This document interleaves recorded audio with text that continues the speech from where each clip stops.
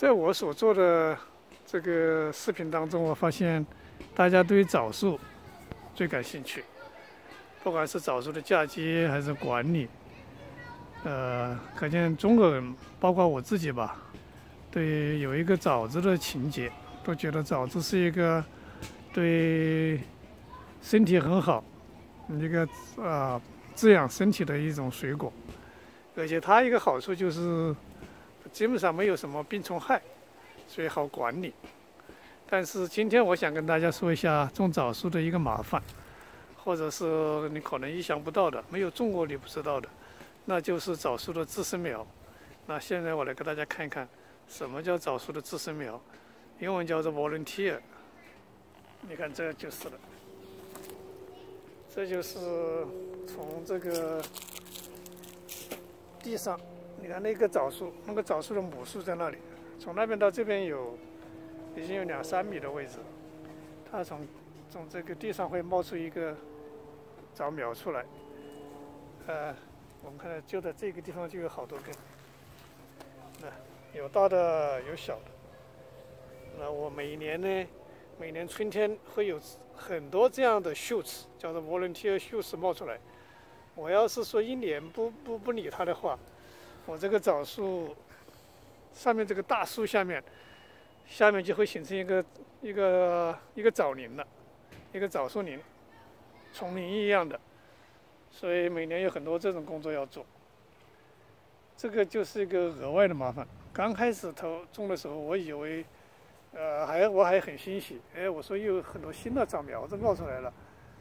以为可以那个结很多新的枣子的，比方说我这一棵树，就是当时的枣苗，是从这一棵在地上冒出来的。但后来这个是给它嫁接了，因为我发现它所结的果子，这些小苗所结的果子是那种野枣，所以不嫁接是不能结那种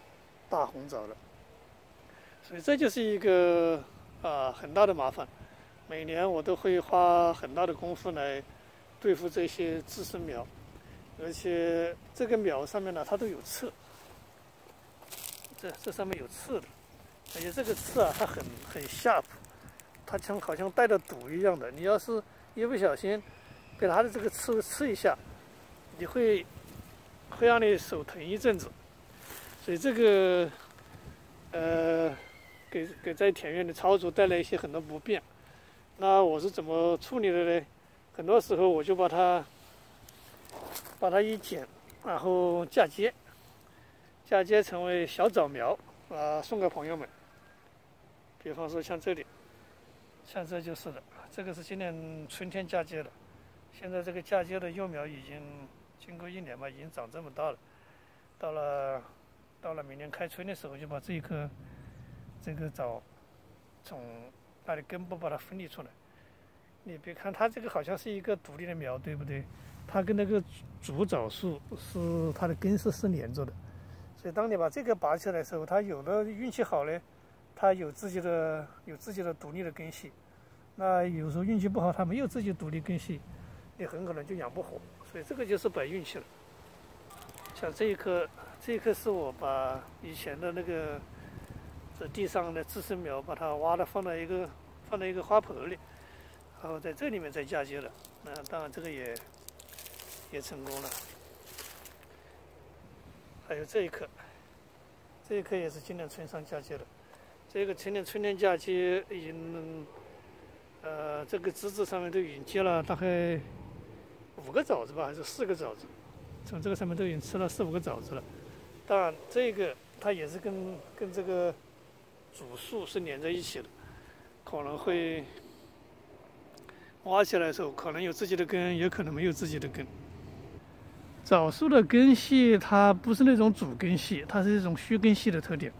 所以它的根呢会延伸很远很远。你看我现在在这里来看，我们来看这里有一个自生苗是吧？这个是在我的菜地里，前朝在这个地方是种了冬瓜的。平时这些小的枣苗我都把它干掉了，但是因为我这里前面是种了冬瓜，这个冬瓜刚收获之后，你看我这上面还有一些冬瓜的藤蔓，那所以我们现在能看见这里一棵苗，那这里还有一棵。像这种苗，你说离我的那个主树有多远呢？这个大概有20多米，20多米远。甚至我在更远的地方都发现了这个自生苗，所以这就是一个很大的问题。你看，在这里也有，在这里也有一棵，这里也有，所以满院子都是。那这个是我们在种枣树之前要考虑的一个问题，就是这种自生苗，你要防止它可能会窜，会到处窜，会窜到邻居家院子的，还让你自己田里要种菜，会带来很大的麻烦。但是也不是说因着有这样的麻烦，那我们就不种枣子了，不种枣树了。我下面给大家说说，那怎么来解决这个问题。第一，我就发现这种自生苗它有个特点，它就是当你在这个种菜地的时候，你挖这个土啊，你伤了枣树的根，你每伤一次枣树的根，它就刺激它长这种自生苗。所以说，在枣树的周围，你有更多的这种田园或者种地的这种操作的话，挖土啊、种菜呀、这些操作的话，你就刺激它长这种枣苗子。那你要不刺激它呢，就好多了。那我下面给大家看看，我另外一棵枣树是种在草坪里面的。那这里有一棵枣树，那这个完全是在草坪里面，所以这个就不是在菜地里，它在草坪里面。而且现在已经很高了，这个比房子还高。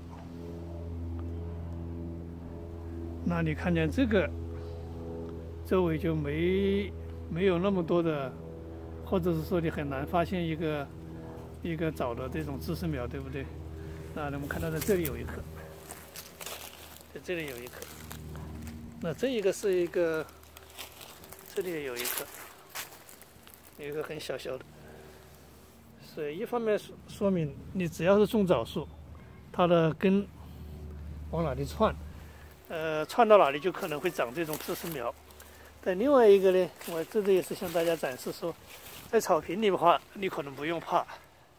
因为你不太有多的翻土啊、挖土这种动作，你就不太刺激它的根长这种自生苗。第二呢，它即使从草坪里面冒出来，因为你经常要割草嘛，所以冒一点点你就割草机把它割了，冒一点点割草机把它割了，所以也不会造成一个 problem。